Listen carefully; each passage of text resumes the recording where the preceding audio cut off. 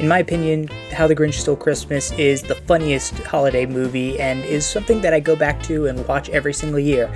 And yes, I already hear you Elf fans coming at me, but I do not want to get into why that movie is incredibly overrated and not at all funny, and basically is just 2 hours of Will Ferrell being Will Ferrell, and we all think that that's funny, and okay, I'm gonna stop now, that's just... But compared to other holiday comedies like Elf and the Santa Claus movies, How the Grinch Stole Christmas isn't just funny for what it does comedically, but also how it's able to adapt a classic story and not just do it better, but add to it. In order to truly appreciate how great the 2000 iteration of How the Grinch Stole Christmas is, we have to go all the way back to 1957 when the Dr. Seuss book, How the Grinch Stole Christmas, was published. Now, the book introduces the titular Grinch, a curmudgeonly, grouchy creature who hates noise and hates Christmas, and especially hates the Who's down in Whoville, who celebrate Christmas loudly and proudly. Now, the Grinch resolves to stop Christmas from coming by dressing up as Santa, going through the town late at night, and stealing all the presents, decorations, food, and all the accoutrements that would go into a proper Christmas celebration for the Who's. Unfortunately, on Christmas morning, the Grinch is dispirited to find out that the Who's are still down there celebrating and singing, despite the fact that he stole all the presents. It's at this moment that the spirit of Christmas overcomes him, his heart grows 3 sizes, and he resolves to sled back down to Whoville with all the presents and join in with the Who's down in Whoville for a great Christmas feast. The book would later be adapted into a half-hour live TV special titled How the Grinch Stole Christmas, which was released in 1966 and basically followed the plot of the book almost to the letter. While we did get a Halloween prequel a few years later, it wasn't until the year 2000 that a new live-action version of How the Grinch Stole Christmas, directed by Ron Howard and starring Jim Carrey, would finally grace the big screen. And we have to acknowledge that at the time, Jim Carrey was probably one of the best physical comedy actors in the game. He was coming off of a magnificent stretch of movies that included both Ace Ventura movies, The Mask, Dumb and Dumber, Batman Forever, Liar Liar, The Truman Show, and Me, Myself, and Irene, all within 6 years of How the Grinch Stole Christmas.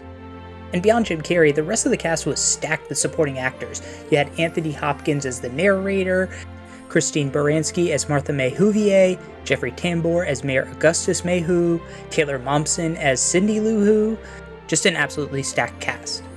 And the movie stuck to the plot from the 1966 adaptation and the original Dr. Seuss book pretty accurately. It added a lot of new content, but the basic beats and plots of the story were all basically unchanged.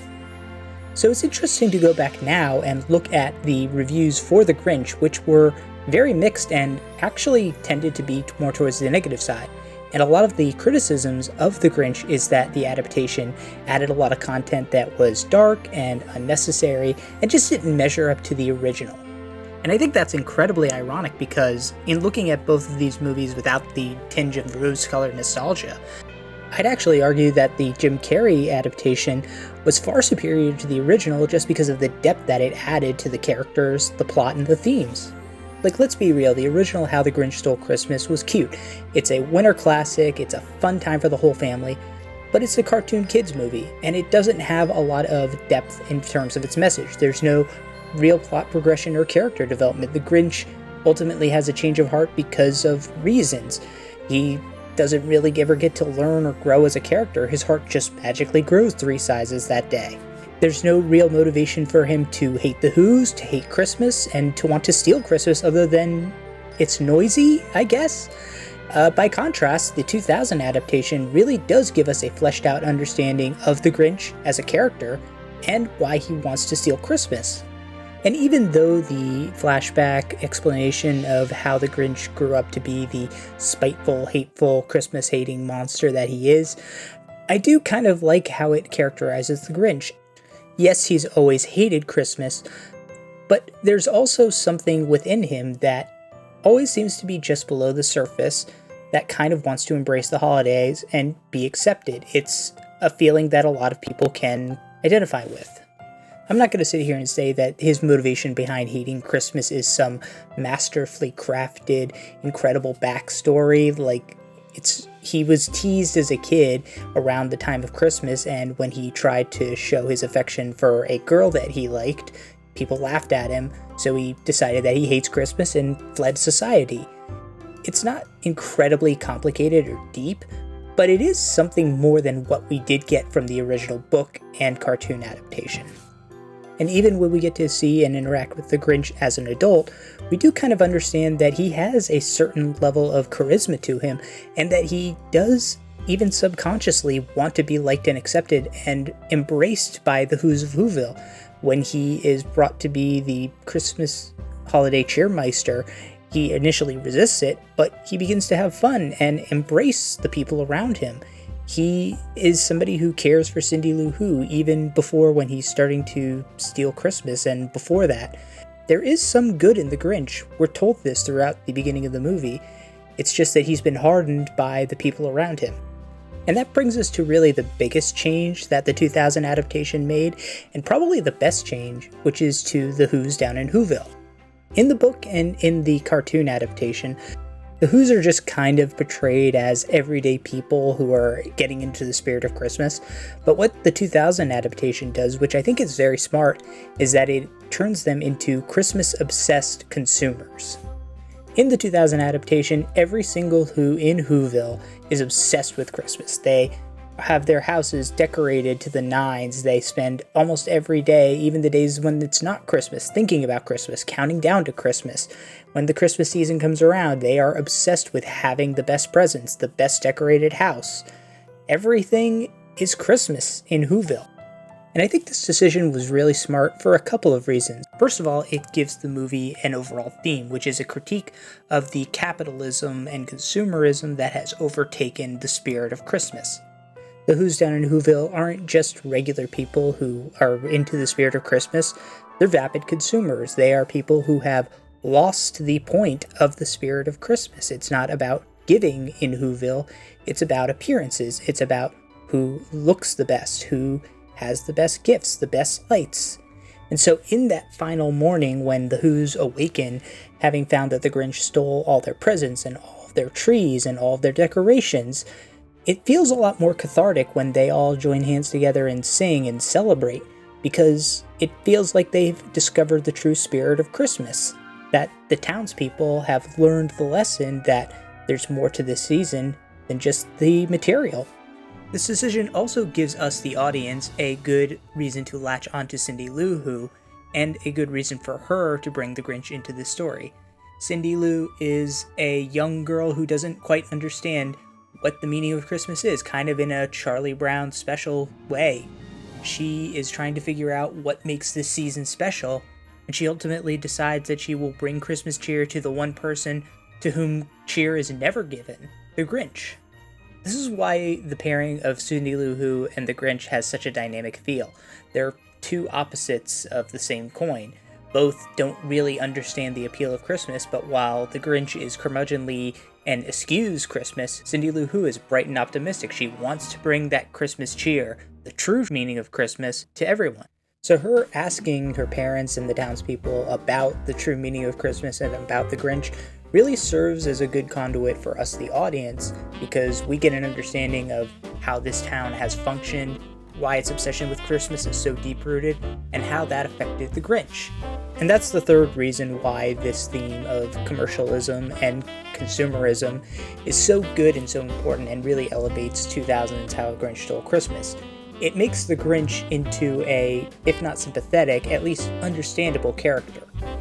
Because although the Grinch is shown to be a bit preternaturally against Christmas, it is also shown that he is somebody who wants to feel included, but he is turned off by the obsessive consumerism that this holiday season brings. And he tells us and the people of Whoville this in that big rant during the holiday jubilation. That's what it's always been about. Gifts. Gifts. Gifts, gifts, gifts, gifts, gifts, gifts. You know what happens to your gifts? They all come to me in your garbage. I could hang myself with all the bad Christmas neckties I found at the dump. And the avarice. The avarice never ends. I want golf clubs. I want diamonds. I want a pony so I can ride it twice, get bored, and sell it to make glue. We see from this rant that the Grinch's problem with Christmas is not just the season, it's the fact that people value the material and the appearance over the spirit. He was driven out of Whoville because people made fun of him for how he looked and how he made his own gift for Martha May and how he approached the spirit of Christmas. But the Grinch didn't always just hate Christmas.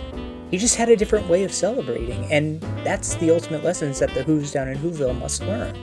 And we have to stipulate, this is just the funniest Christmas movie that there is out there.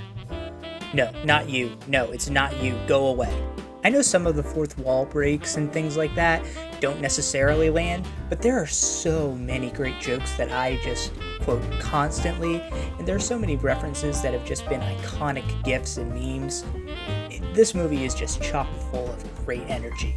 And I'm gonna play some of the clips that I think are just the funniest jokes in this movie at the end of the video, but I wanted to highlight one in particular that I think just perfectly encapsulates how 2000s How a Grinch Stole Christmas makes the Grinch into just the perfect bumbling anti-hero. I think it's an incredible credit to Jim Carrey and Ron Howard that they were able to make the Grinch, somebody who's supposed to be the embodiment of hate and spite, into a character that the audience can actually get behind and kind of enjoy and root for.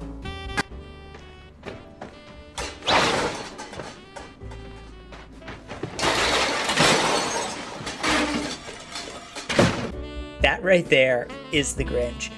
Needlessly hateful and mad, wanting to ruin something for no reason other than he doesn't want it to be perfect.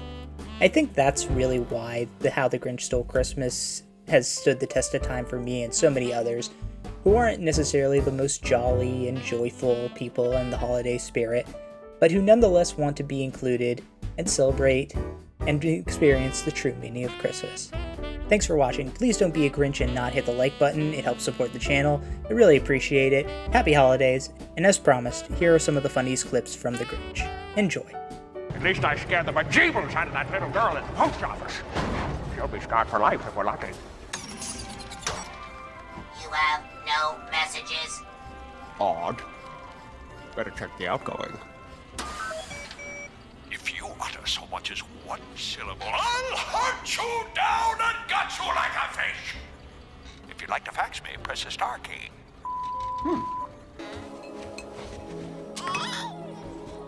Hey, honey! Our baby's here!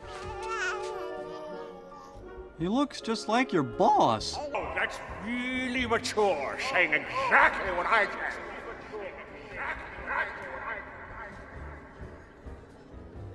I'm an idiot! You're an idiot! All right, fine. I'm not talking to you anymore. In fact, I'm going to whisper, so that by the time my voice reverberates off the walls and gets back to me, I won't be able to hear it. You're an idiot! Ow.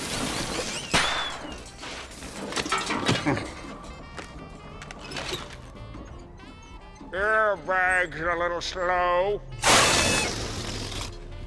But that's what these tests are for! Adbarkian, Abacanesa who? I hate you!